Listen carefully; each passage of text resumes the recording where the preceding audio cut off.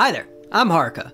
So I made a video about the anime that I hate and I mentioned Prison School, but I also said that I really liked the manga, so what happened? Well, this video happens. Basically, I want to explain why the anime and the first 100 or so chapters is so bad, and then explain why it instantly gets so much better after the anime ends, and also try to grapple with whether or not this should have even been adapted. Spoiling the entire thing except for the final few chapters, I don't want to talk about that because it is a worse ex machina ending than even Domestic Nakanojo. So here's the first arc, which is in both the manga and the anime. Kiyoshi joins a formerly all-girl high school along with the other boys Gakudo, Andre, Joe, and Shingo. And despite Kiyoshi seeming to finally find a girl who doesn't hate him, he joins the boys in peeking on the girls' bath on literally the first day.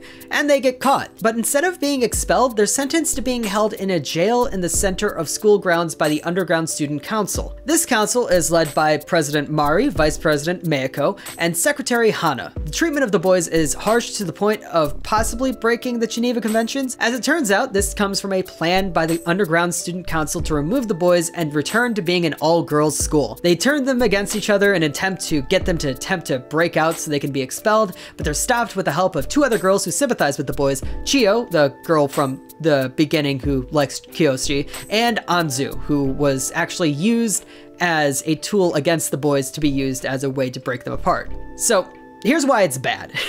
The girls all seem like emotionless and evil, with the exception of Chio. Pretty much all the girls just sort of hate the boys for seemingly no reason. Like, Mari seems to hold the deepest of grudges against boys to the point that she's essentially outlawed them to all the girls in the school. Meiko isn't a human being, she's just Dami Mami fetish bait sent here to give you a boner. She's completely one-faceted, it's just Nurse Ratched in a tight dress.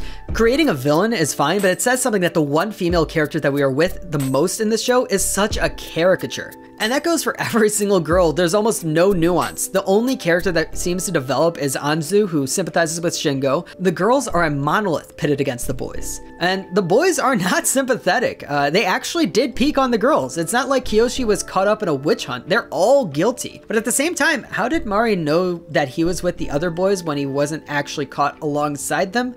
Like, this is just the main thing here. They did the crime and it's the first thing I see any of them do. They consistently act disgusting towards the girls and do not help themselves at all when it comes to clearing their names. Just the absolute immaturity of these guys. I know that it's just supposed to be character arcs, but there's a lot that Shingo does that just does not feel necessary. And finally, what even is this school? Why is there a prison in the center of this school? Why is it ruled by an underground student council that is very clearly just the leading force? Where's the real student council? And also the story just feels way too claustrophobic, remaining in the prison the entire time. It's an effective device to have the audience feel as trapped as the characters, but there's a point where it's just monotonous as the characters start to go through the same motions over and over again.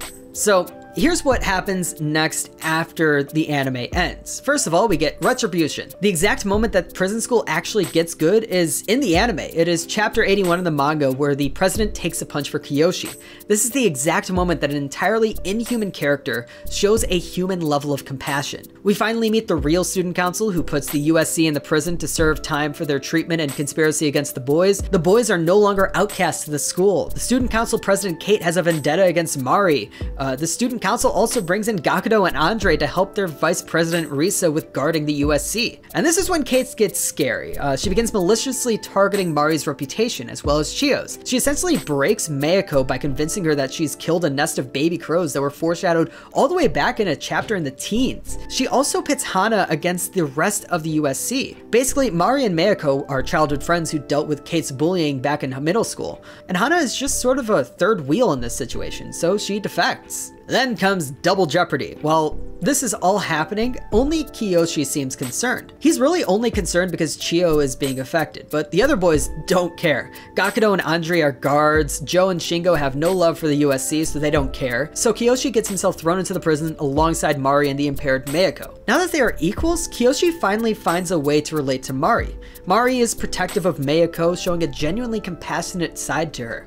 We also see more of her backstory alongside Meiko. And despite their previous refusal to help, the boys are finally convinced to help. Apparently the student council is planning on canceling the Precious Wet t-shirt contest, so that's why they're back in. While all of this is happening, Chio snaps. With no one to protect her and Kate knowing that she's onto her plan of ruining Mari, Kate starts a smear campaign against Chio, leading to an altercation sending her to the prison as well. With one of the rumors that Kate started being that her sister's a slut and fucking Kiyoshi in prison, she starts to lose it a bit. It's only a short arc, but she trusts her sister so much that she tries to become a slut so she can be more like her sister and more like the kind of girl that Kiyoshi apparently likes. And this leads us into one of the greatest culminations I've ever seen in manga, the Field Day arc. This is a huge thing. So setting the scene, there are a couple of side stories running into this. First of all, Risa, the vice president of the student council, has been trying to become Andre's queen. Andre gave Risa a book, which really got to her and made her want to pay him back. She also sort of develops real feelings for him and wants to replace Meiko as his Dami mommy, but she's too nice. The moment that Meiko breaks, Andre goes into a frenzy of despair, and that's where we pick them up. As for the rest of the boys, they got the wrong idea when they were asked to help with the escape. When asked to make a bottle rocket, they decided to make a massive model rocket made out of bottles and not a functional bottle rocket.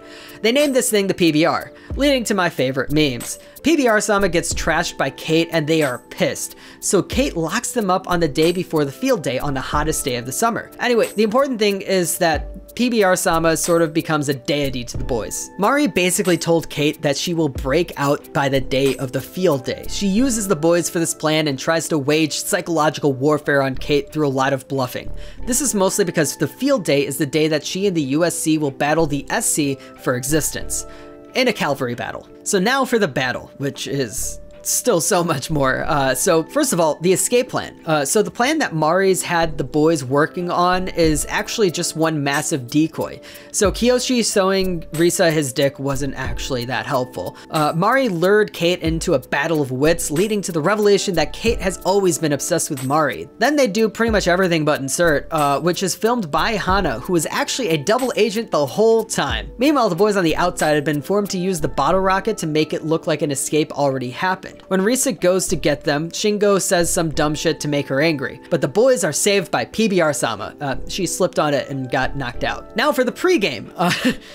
Told you there's so much more. Andre is now essentially Risa's mount. He is turned into a giant beast man that only grows bigger as time goes on, and Risa seems genuinely happy that she's finally with the man she wants to be with. The boys try to shake Andre by bringing back the old Meiko. They cook up a plan to try to bring her back. They find out that while it doesn't bring her back full strength, her burps from drinking root beer cause her to visually turn back into the woman she once was, so they slap a device onto her to constantly supply soda right into her face.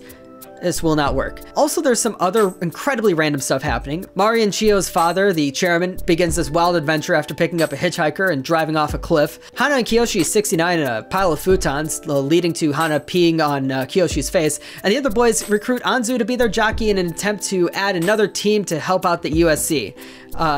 This ends up being like an idol competition. I don't know.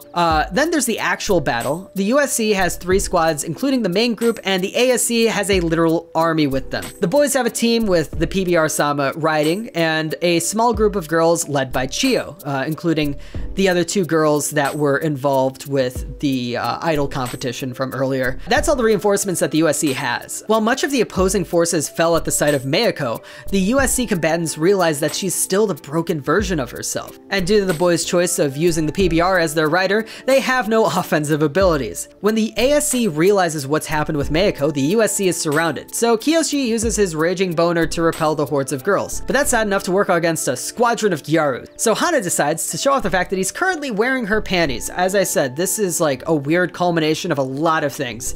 But instead of showing those off, his dick comes out. Kiyoshi literally dies. But don't worry, he does come back. Next, they face off against Andre and Risa. After the Meiko disguise doesn't work, the boys come up with another plan. Instead of insulting Risa, they compliment her and Andre, hoping to embarrass her. This backfires as Kate is also a wizard.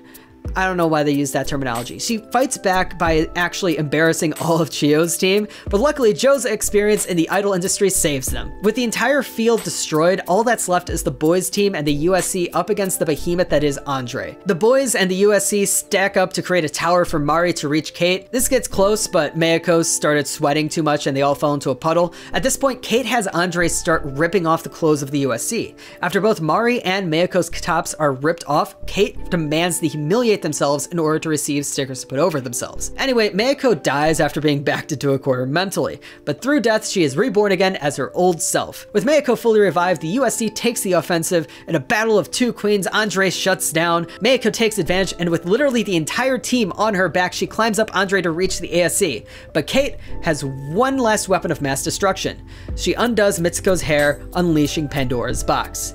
Here comes mayhem. The PBR-sama is flung into a horde of girls with Gakudo giving chase. The girls immediately flee, causing a panic. The chairman, back from his adventure, is in a helicopter overhead, but the mayhem causes the fireworks to malfunction, sending one directly into the chopper. With the pilot incapacitated, the chopper is sent directly towards Kate and the USC on top of Andre's head. In hopes to reverse the situation, Anzu undoes Mitsuko's hair again. Gakudo leaps to catch the PBR, but a firework flies into it. The PBR, in its first and final voyage, flies into the tail propeller of the chopper, sending it away. The chopper then crashes into the prison with the chairman and pilot safely landing on the top of the main school building due to his parachute. So, the aftermath. Gakudo is viewed as a hero for saving the school, and the other boys, sans Andre, are shunned for their actions. Basically, the opposite of how it was going into this battle. Kiyoshi is bullied to the point of self-harm, though he is stopped after the rope snapped and Chiyo spoke to him. So Shingo and Joe convert fully into born-again believers of PBR-sama. As I said earlier, this is only a bit of it. If I keep going, I'm going to talk about the whole thing, so let's move on to analysis. So why does this entire section that did not get animated change things? First of all, the girls become humans. There's Meiko's transformation. Meiko is not simply evil, she was a girl who was given the courage to stand up for herself, maybe a bit too much. Seeing that facade break suddenly turns her into a sympathetic character. In place of a character who is simply one thing, she becomes someone who is now many things. And in her return back to normal, we see the same character that we saw in the beginning, but with a new framing.